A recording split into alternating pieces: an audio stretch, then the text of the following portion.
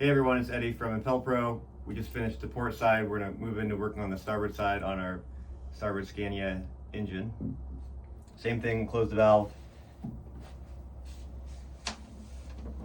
Make sure it's all the way closed. We'll go ahead and unscrew the drain on the bottom of our sea strainer.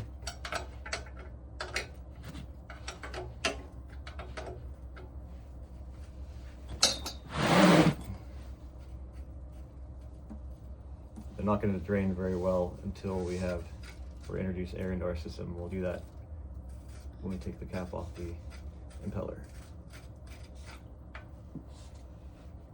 Set that aside, grab our tools, and we'll move over to the other side.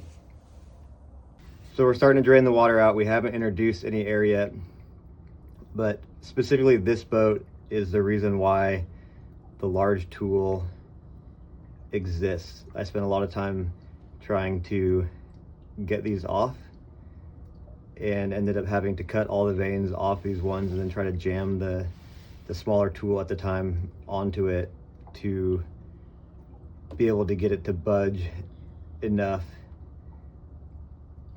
to be able to pull them out. So I spent, a couple, 2-3 hours trying to get this one specifically out. And I know that's the pain that comes with using some of these other tools that just don't do a good job of pulling a stubborn impeller out. So we'll go ahead and start taking these out. We'll hear the air. We'll give it a little bit of time to kind of make its way back out of that sea strainer, and that sea strainer is still pretty full. So go ahead and start allowing air to come into it. And our whole idea is we want to try to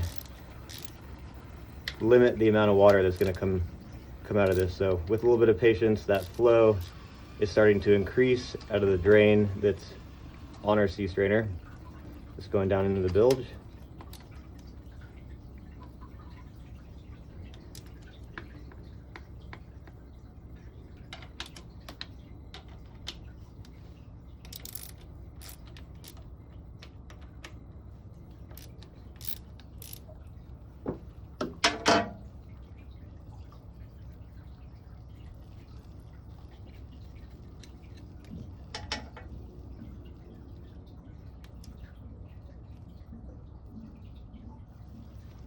You can see there's still a lot of water that's there.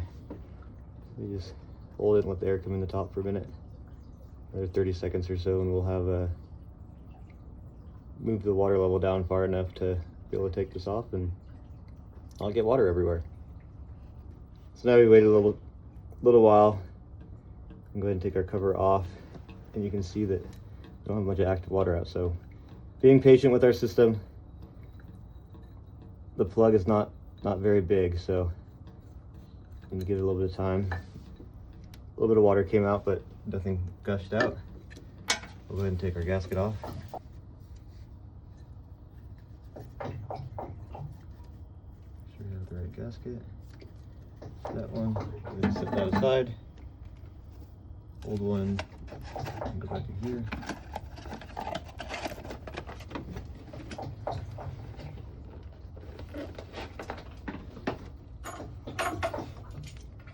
Go ahead and grab our tool and our 9/16, wind our threaded rod back out. I'm going to make sure our arms are open and wide. Go ahead and pick a spot across from each other. And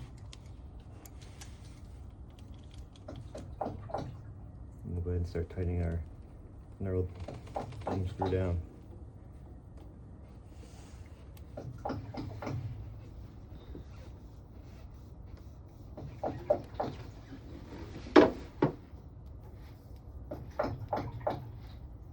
As we're tightening the knurled thumb screw on these larger impellers, we just want to make sure that we get it as tight as we can.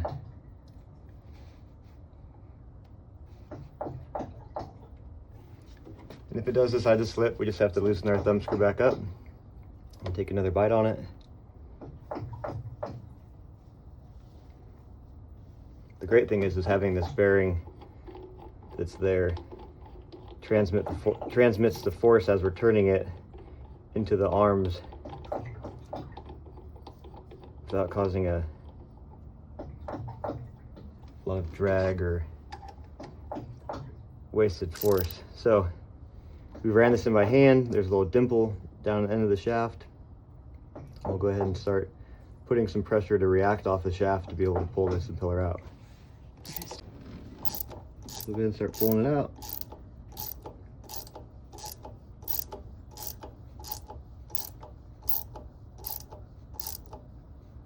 So I'll stop here for a second. You can see the rubber is kind of pushing up and in, and you can, I'm watching this end tooth, which I think is pretty cool right now, is diving down and into it. So all these teeth are starting to take a larger set with how stubborn this piece is.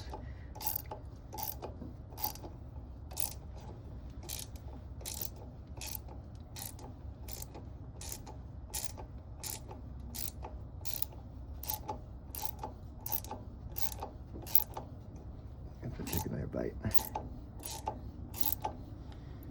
So if it does slip, we'll stop it.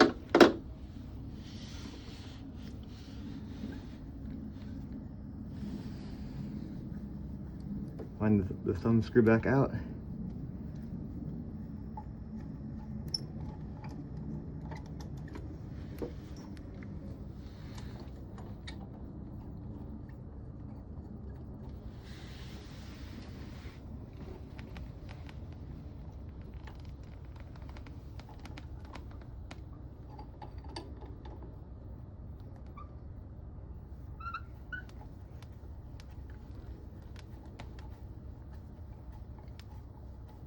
Go ahead and take another bite.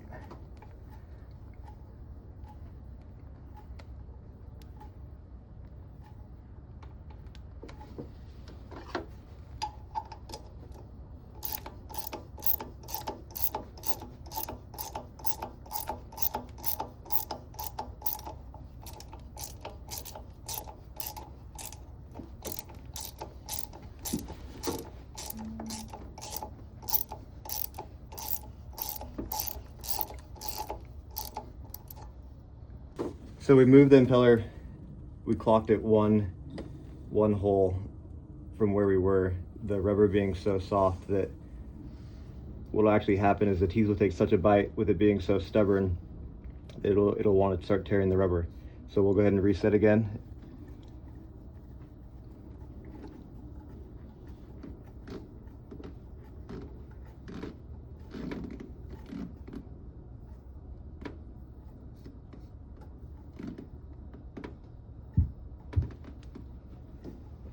I'll go ahead and try to pull it again.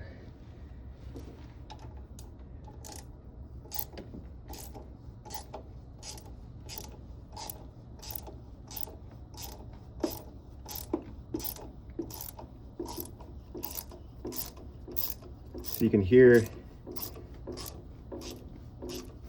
the creaking and groaning of this thing, and how much, like right here and here, we're pulling the rubber, and this portion of the rubber is just biting onto it so hard that it's actually behind the rest of the rubber. So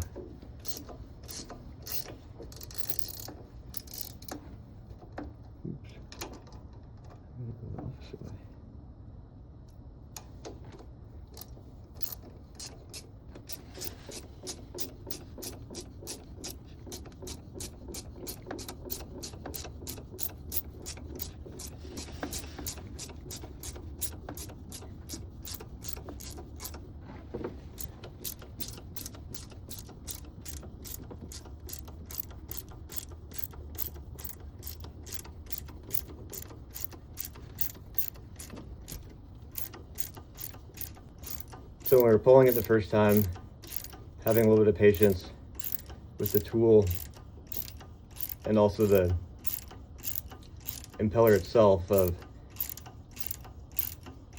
resetting it,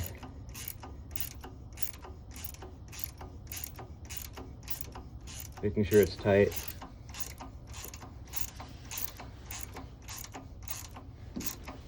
We'll give you the best odds to get it out. So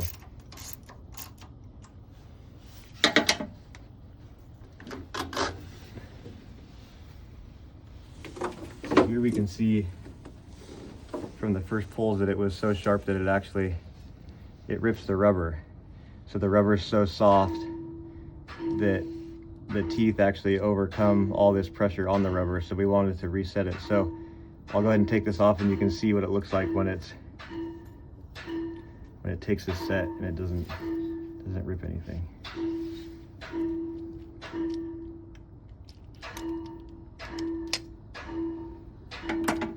So you can see here that all the teeth took a set. So we have 1, 2, 3, 4, 5, 6, 7, 8, 9 or 10 teeth took a set into it to be able to pull this out.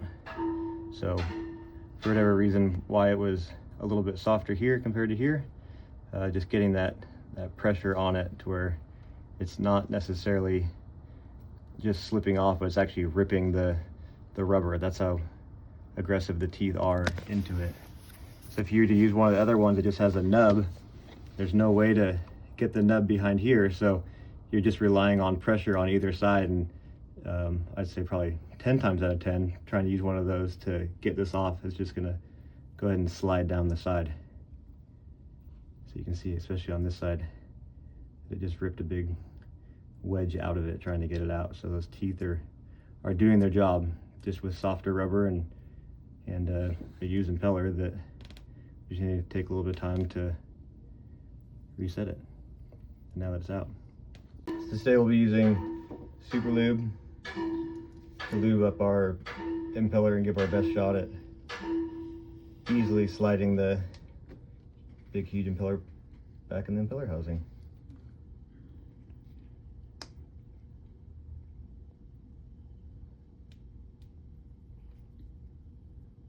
So when we're applying this, we want to apply it uniformly over all of them and then down the length of it too. So what we don't want to do is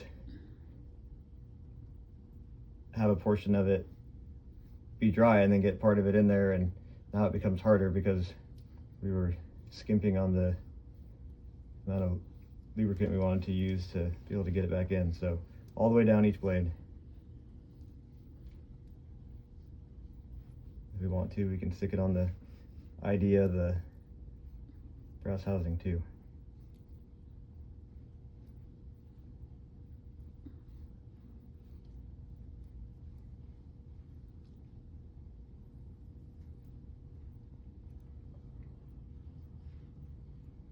And what this is doing is not only once we get it in there, but upon startup, this whole system is dry, and this is going to start to take a suction, and this is going to give it the needed lubricity to make sure we don't break down that impeller in the short amount of time. So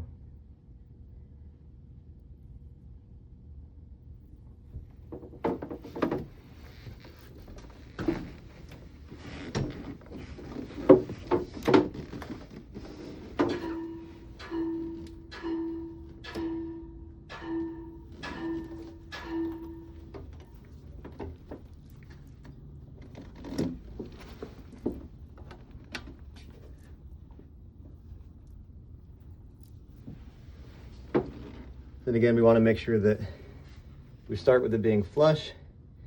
If there is some reason or something stuck behind there and we try to use the cover to force it on, we're going to push this shaft and load these bearings up, and nothing good is going to come from it. So we want to make sure that our impeller is flush.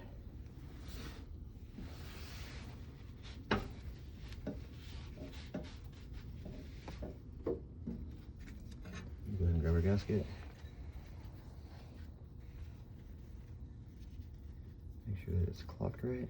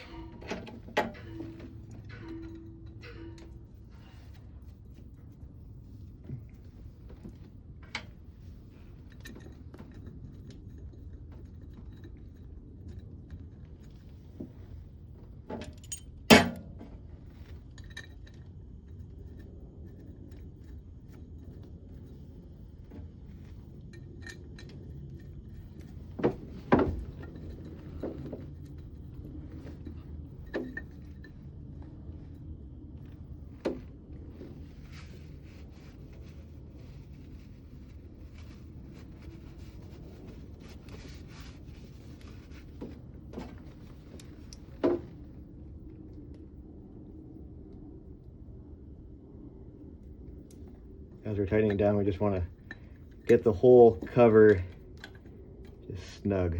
So if I were to tighten this side down, you can see how this side came out. We want to make sure we have even pressure all the way around it.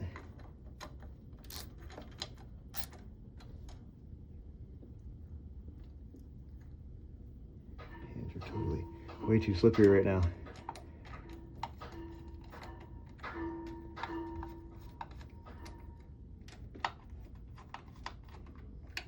Let's make sure that our gasket should be fairly flush with the outside here.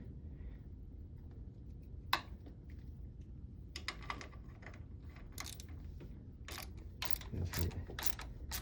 Snugging it down so we're not only tightening the lid to the housing, but we're actually squeezing this face gasket.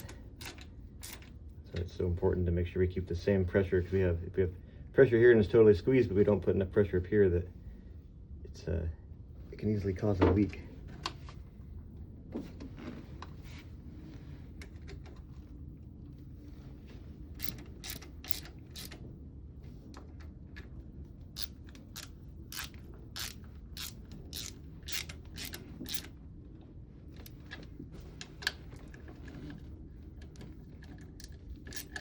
We'll just keep working around it in a more or less a star pattern to snug everything down.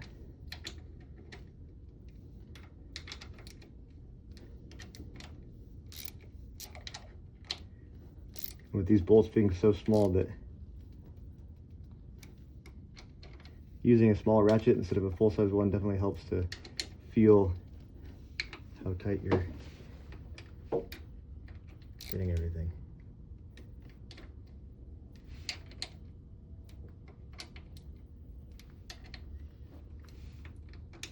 Okay, so once this is tight, we'll go ahead and put our plug back in our sea strainer, open the valve, and then we'll go ahead and run everything.